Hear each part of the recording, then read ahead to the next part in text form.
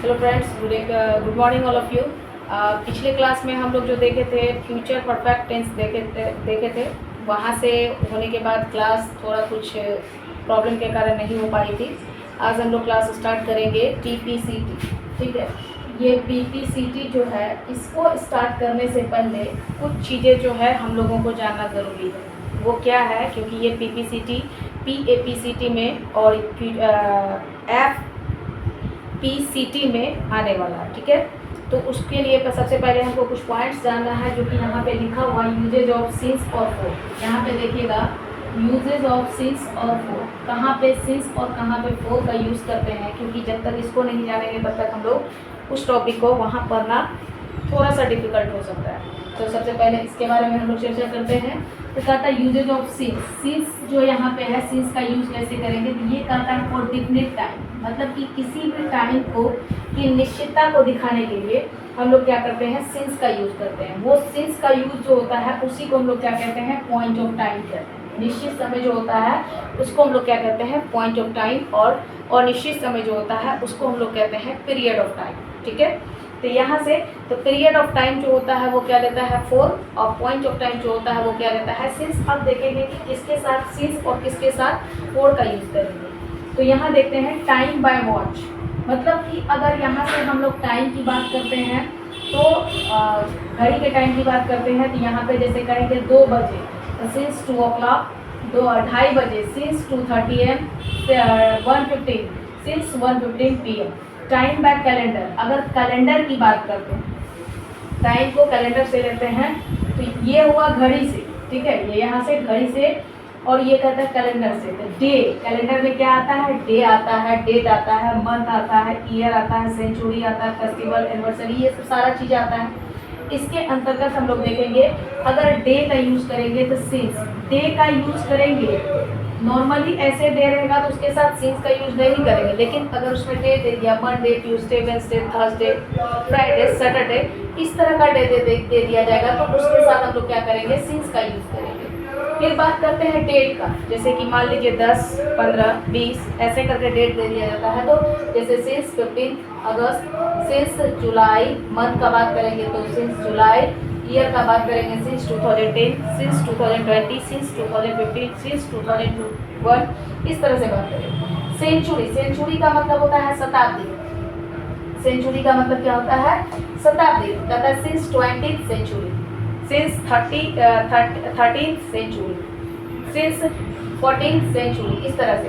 Festival में चाहे कुछ भी है, दशहरा है, दीपावली है, छठ है, दुर्गा पूजा है, कुछ भी है, उसमें हम लोग क्या करेंगे? सिंस का यूज़ करेंगे। यानी कि सिंपल सा बात याद रखना है कि जो फेस्टिवल होगा उस फेस्टिवल को हम जो यूज़ करते हैं उसमें क्या करते हैं? सिंस लगाने का काम करते हैं। और एनिवर्सरी, मतलब कि किसी का शादी है, किसी का शादी का सालगिरह है, बर्थडे है, जो भी है, उसके साथ भी हम लोग सिंस का, क्योंकि ये डेफिनेट टाइम दिखाता है ना, ये क्या है? पॉइंट ऑफ टाइम, इस वजह से इसके साथ हम लोग सिंस का यूज़ करते हैं। अब बात करते हैं यूज ऑफ फॉर। फॉर का यूज़ कैसे करते हैं? तो पहले ही बता चुके हैं, फॉर जो होता है वो क्या होता है? इंडिफिनिट टाइम होता है, मतलब कि अनिश्चित समय को दिखाता है।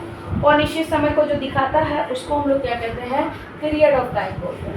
अभी हम यहाँ जस्ट बताए थे कि जो निश्चित समय को दिखाता है उसको हम पॉइंट ऑफ टाइम कहते हैं, जो निश्चित समय को अनिश्चित समय को दिखाता है उसको पीरियड ऑफ टाइम कहते हैं। जैसे मान लीजिए 4-5 सेंचुरी, मतलब कि कौन सा 5 सेंचुरीज है वो डेफिनेट नहीं है। और यहाँ कहा 20th सेंचुरी, 13th सेंचुरी, ये डेफिनेट है। फिर कहता है फॉर 5 ईयर्स, कौन से 5 ईयर्स? अभी 2024 चल रहा है, तो कौन से? हो सकता है 2019 की बात कर रहा होगा, हो सकता है 2017 की बात कर रहा होगा, हो सकता है 2018 की बात कर रहा है, डेफिनेट तो नहीं है, लेकिन कहा कि 5 साल पहले। फिर कहता है फॉर 10 मंथ्स, कौन सा मंथ? अभी जून चल रहा है, तो इसके बैक जाके 10 मंथ्स, या कोई डेफिनेट तो नहीं है, इसीलिए इसके साथ 4 लगेगा। फॉर 5 डेज, कौन सा 5 डेज?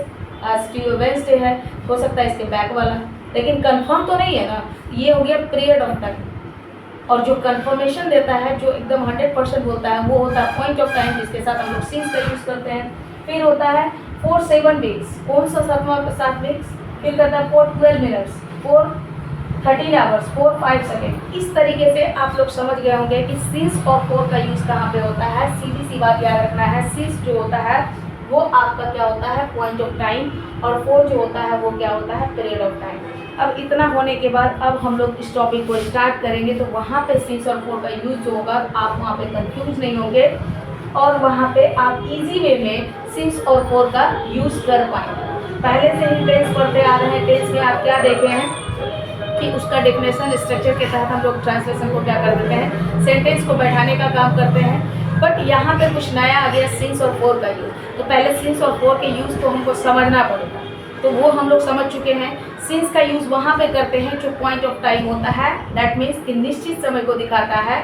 अब फोर का यूज वहाँ करते हैं जहाँ पीरियड ऑफ टाइम होता है, जो अनिश्चितता को दिखाता है। ठीक है, इतना समझ गए। अब इसके आगे हम लोग बात करेंगे पीपीसीटी का। चलिए अभी जो सिंस और फोर का यूज देखे, अब हम लोग देखते हैं इस टॉपिक को, इसका टेंस का डेफिनेशन क्या होता है, इसका स्ट्रक्चर क्या होता है। वीडियो देखने से पहले जो भी आप हमारे वीडियो को देख रहे हैं वो लाइक और सब्सक्राइब कर दें, हो सके शेयर भी करें। जितना आप शेयर करेंगे उतना अच्छा रहेगा, क्योंकि आपके साथ साथ किसी और को भी बेनिफिट मिल जाएगा।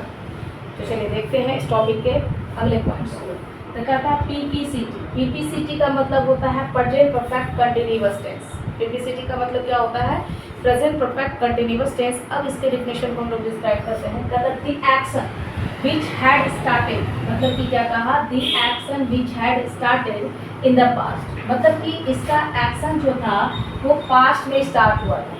ठीक है, कह रहा है कि पीपीसीटी का जो एक्शन है वो पास्ट में स्टार्ट हुआ था, बट स्टिल अभी तक, मतलब still continue in the present, मतलब कि पास्ट में स्टार्ट हुआ था लेकिन कंटिन्यूटी दिखा रहा है क्या, प्रेजेंट में। तो उसको हम लोग क्या कहते हैं, पीपीसीटी कहते हैं।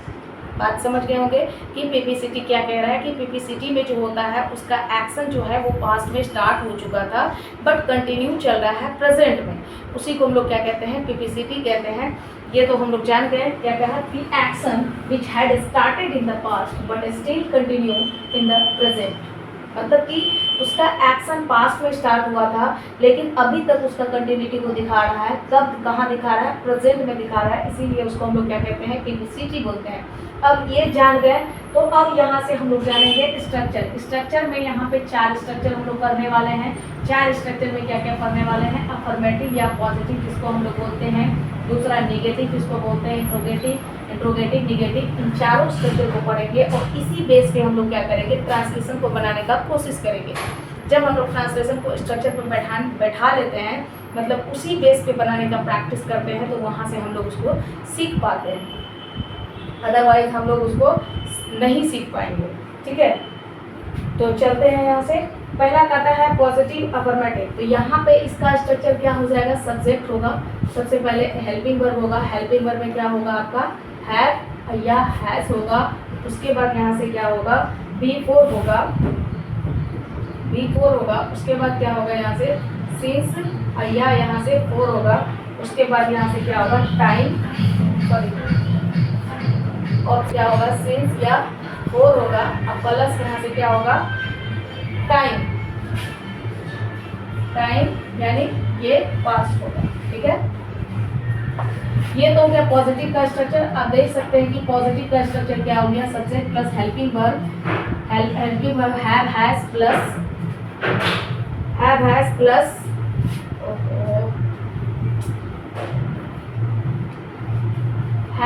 प्लस बीन प्लस बी4 प्लस ऑब्जेक्ट प्लस सिंस या 4 प्लस टाइम। ठीक है, हैव बीन प्लस सिंस या 4 प्लस टाइम। देख लिए इसका स्ट्रक्चर क्या करता है, subject plus helping verb have has plus been plus बी4 प्लस ऑब्जेक्ट प्लस सिंस या 4 प्लस टाइम। टाइम जो होगा यहाँ पे क्या होगा आपका, ये टाइम यहाँ पे जो दिखाएगा पास्ट, क्योंकि आप पहले ही देख चुके हैं कि उसका एक्शन तो पास्ट में स्टार्ट होगा लेकिन उसका एक्शन जो कंटिन्यूटी को दिखाएगा वो किसमें दिखाएगा, प्रेजेंट में दिखाएगा। तो इसीलिए इसका यहाँ टाइमिंग जो होगा वो किसका होगा, पास्ट का होगा। क्लियर। अब यहाँ से हम लोग बात करते हैं subject plus helping verb. Helping verb में क्या होगा, हैव या हैज प्लस नोट, अब प्लस यहाँ से हो जाएगा बीन, अब प्लस यहाँ से हो जाएगा आपका बी4, अब प्लस यहाँ से हो जाएगा ऑब्जेक्ट, अब प्लस यहाँ से हो जाएगा सिंस या 4, अब प्लस यहाँ से हो जाएगा टाइम, वही चीज़ पास्ट। तो ये आपका क्या हो गया, निगेटिव का स्ट्रक्चर हो गया, ठीक है, ये निगेटिव का स्ट्रक्चर हो गया। उसके बाद इंट्रोगेटिव, तो हेल्पिंग वर्ब पहले आएगा, तो यहाँ से लिखेंगे हेल्पिंग वर्ब में क्या, हैव, या यहाँ से लिखेंगे हैज, प्लस यहाँ से क्या हो जाएगा सब्जेक्ट, प्लस यहाँ से क्या हो जाएगा बीन, प्लस यहाँ से क्या हो जाएगा बिफोर, प्लस यहाँ से क्या हो जाएगा ऑब्जेक्ट, प्लस यहाँ से क्या हो जाएगा सिंस या फोर, प्लस यहाँ से क्या हो जाएगा टाइम, प्लस यहाँ से नॉट ऑफ इंट्रोगेशन। ये यहाँ से, क्योंकि इंट्रोगेटिव जो होता है उसमें नोट ऑफ इंट्रोगेशन का साइन जो होता है मोस्ट इम्पॉर्टेंट होता है। ऐसे भी कहा जाता है कि अगर आप इंग्लिश पढ़ रहे हैं या इंग्लिश में कुछ भी कर रहे हैं तो उसमें जो होता है without full stop your sentence has been incompleted so you will be active. तो उसी प्रकार से अगर इंट्रोगेटिव का आप सेंटेंस बना रहे हैं, अगर वहाँ पे नोट ऑफ इंट्रोगेशन का साइन नहीं देते हैं तो मतलब आपका सेंटेंस इनकम्प्लीट है या गलत है। It's very simple. अब कहता है इसी का निगेटिव, तो यहाँ हेल्पिंग वर्ब में क्या लेंगे आप हैव, या यहाँ से क्या लेंगे हैज, अब प्लस क्या हो जाएगा सब्जेक्ट, अब प्लस यहाँ से क्या हो जाएगा नोट, प्लस यहाँ से नोट, अब प्लस यहाँ से क्या हो जाएगा आपका बीन, प्लस यहाँ से क्या हो जाएगा ऑब्जेक्ट बिफोर, प्लस ऑब्जेक्ट, अब प्लस यहाँ से क्या हो जाएगा सिंस या फोर, अब प्लस यहाँ से क्या हो जाएगा टाइम, अब प्लस नोट ऑफ इंट्रोगेशन। ये तो आपका स्ट्रक्चर हुआ। यहाँ तक तो हम लोग स्ट्रक्चर की बात की है। अब यहाँ से हम लोग क्या करेंगे, ट्रांसलेशन की बात करेंगे कि कैसे इसको हम लोग को बनाना है, ठीक है। सबसे पहला चीज़ जो होता है वो मोस्ट इम्पॉर्टेंट चीज़ क्या होता है आपका, कि आप उसको सेट कैसे करोगे। हम कहेंगे स्ट्रक्चर, हम इस टेंस को पढ़ा दिए, डेफिनेशन आपको बता दिए, स्ट्रक्चर बता दिए, आप कहिएगा कि हम इसको रट्टा मार लें। रट्टा मारा हुआ चीज़ ज़्यादा दिन तक नहीं रहेगा। अगर आप उस चीज़ को समझ लेते हैं, अच्छे से अंडरस्टैंड कर लेते हैं और उसको बनाने का प्रैक्टिस कर लेते हैं तो शायद आप कभी नहीं भूल पाएंगे। लेकिन अगर आप उसको रट लेते हैं, सोचते हैं रट के हम कर लेंगे, तो फिर वो आपका 2 से 4 दिन रहेगा, फिर 5वां दिन भूल हो जाएगा। इसलिए हम्बल रिक्वेस्ट है कि इस तरह का काम आप लोग नहीं करें। समझिए, समझने की कोशिश करें। अगर जहाँ नहीं समझ में आता है आप कमेंट के थ्रू हमें बताने का कोशिश करें। आप अपनी बात हम तक पहुँचा सकते हैं कमेंट करके। आपको जहाँ भी जिस पॉइंट पर भी परेशानी होती है वहाँ पे आप कमेंट कीजिए, हम आपको बताएंगे, ठीक है। और उसके पहले लाइक और सब्सक्राइब करने के लिए ना भूलें। चलिए अब देखते हैं इसके एग्जाम्पल को। सबसे पहले हम लोग डिफिनेशन देख लिए, उसके बाद स्ट्रक्चर देख लिए। अब एग्जाम्पल को देखते हैं। जैसे मैं 2008 से पढ़ा रही हूँ। अब यहाँ पे समझिएगा, ये जो यहाँ पे डिफाइन किया गया था कि इसका एक्शन जो है कहाँ पे स्टार्ट हुआ था, पास्ट टेंस में, लेकिन इसकी कंटिन्यूटी को जो दिखा रहा है वो किस में दिखा रहा है, प्रेजेंट में। तो आप यहाँ पे सेंटेंस को देखने के बाद समझ सकते हैं। देखिए 2008 से पढ़ाना शुरू हुआ, ये पास्ट की बात कर रहा है, लेकिन कंटिन्यूटी को दिखा रहा है कि अभी भी हम 2024 में पढ़ा रहे हैं। दैट मीन्स क्या, दैट मीन्स क्या, इसका मतलब ये है कि हमने पास्ट में स्टार्ट किया था पढ़ाना, बट अभी प्रेजेंट में भी वही काम कर रहे हैं। तो कंटिन्यूटी को प्रेजेंट में दिखाया, स्टार्टिंग कब था, पास्ट में। तो यहाँ से समझ गए। चलिए ये बात को आप समझ गए अच्छे से। अब यहाँ से कहता है कि क्योंकि इसमें अगर बनाते हैं, चाहे इसमें बनाते हैं या इसमें बनाते हैं, इसमें बनाते हैं, किसी भी स्ट्रक्चर पे अगर इसको हम बनाने की कोशिश करते हैं तो सबसे पहले हम यहाँ पे इसको ये देखेंगे कि ये भाई साहब बिलोंग कहाँ से करते हैं। तो ये अगर इसको हम देखते हैं हमको पता चलता है कि ये पॉजिटिव या अफर्मेटिव का सेंटेंस है। चलिए इतना तो पता चल गया। जब ये पता चला, अब इसमें कहता है क्या, इसमें कहता है कि सब्जेक्ट क्या है। ये बात किया सब्जेक्ट का, तो सबसे पहले हमको इस सेंटेंस में क्या होगा, सब्जेक्ट ढूंढना पड़ेगा। फिर बात करेगा ऑब्जेक्ट का, तो हमको ऑब्जेक्ट ढूंढना पड़ेगा। तो सब्जेक्ट का बात कर रहा है, कौन पढ़ा रहा है। तो अगर मुझसे सवाल करते हैं तो आपको सब्जेक्ट प्राप्त होता है, अगर व्हाट से सवाल करते हैं तो आपको यहाँ से ऑब्जेक्ट प्राप्त होता है। तो कौन पढ़ा रहा, तो मैं पढ़ा रहा हूँ। तो यहाँ से हो गया क्या, सब्जेक्ट। क्या कर रहे हैं, तो पढ़ा रहे हैं। तो पढ़ाना वर्ब है, क्योंकि इसमें ऑब्जेक्ट तो कहीं दिख नहीं रहा है। तो चलिए यहाँ से बनाने का कोशिश करते हैं। सब्जेक्ट मैं के लिए क्या हो जाएगा, आई, इसके साथ क्या आएगा, हैव, और उसके बाद क्या हो जाएगा बीन। अब पढ़ाना का होता है टीच, पढ़ना का होता है रीड, अब पढ़ाना का होता है टीच। तो वर्ब का चौथा रूप पहले ही बोले थे B1 में ing अगर लगाते हैं तो ये बिफोर हो जाता है। तो क्या हो गया आई हैव बीन टीचिंग। अब ये टीचिंग हो गया, ऑब्जेक्ट तो इसमें है नहीं, इसका बात को भूल जाते हैं यहाँ पे हम लोग। अब कहता है कि यहाँ टाइम तो दिया है, टाइम पीरियड तो दिखा रहा है, लेकिन ये कौन सा टाइम दिखा रहा है, पॉइंट ऑफ टाइम है या पीरियड ऑफ टाइम? तो ऑब्वियसली ये पॉइंट ऑफ टाइम है, इसलिए पॉइंट ऑफ टाइम है कि ये डिफिनेट बता रहा है कि 2008 से ही, 2007 से नहीं, 2006 से नहीं, 2008 से। तो मतलब ये डिफिनेट टाइम को जो दिखा रहा है, शो आउट कर रहा है, इसका मतलब है कि इसमें क्या लगेगा आपका सिंस। तो यहाँ से क्या हो जाएगा सिंस 2008। It's very simple. अब इसी का नेगेटिव बनाना है, तो आप देखिए हेल्पिंग वर्ब और बीन के बीच में नोट लगा, तो ये हेल्पिंग वर्ब और बीन के बीच में नोट लगा दीजिए, बाकी सब एज इट इज वैसे ही रहेगा। तो यहाँ आपका हो जाएगा I have not been teaching, I have not been teaching since क्या हो जाएगा 2008। क्लियर? चलिए अब ये हो गया। अब यहाँ कहता है इंट्रोगेटिव में बनाने के लिए, कि इंट्रोगेटिव बनाने के लिए इसके हेल्पिंग वर्ब को पहले रखना होगा। तो यहाँ से हो जाएगा हैव और उसके बाद आई। जब कोई भी वर्ड को पहले लिखते हैं सेंटेंस में तो उसका पहला अल्फाबेट जो होता है वो कैपिटल होता है।